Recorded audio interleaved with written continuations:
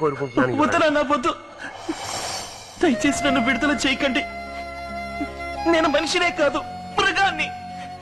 కనికరమే లేకుండా నా చేతులతో 5 హత్యలు. రాము, నువ్వు కాస్త ఊరుకుంటావా?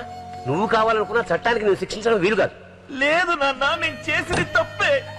ఇతరుల ప్రాణాలు తీసే హక్కు మనుషులకి లేదు. యువర్ ఆనర్, నేను ఒక లాయర్ని. చట్టంలో ఉన్న లొసుగును అడ్డం పెట్టుకుని తప్పించుకోవాలనుకోవట్లేదు. నా బుద్ధి, నా శరీరమే ఈ హత్యలకు కారణభూతమయ్యాయి. నన్ను బయటికి వదిలేస్తే నాలో ఉన్న మృగం ఇంకా ఎంతో మందిని చంపుతుంది. దయచేసి నన్ను చంపేయండి ప్లీజ్, యువర్ ఆనర్, ప్లీజ్.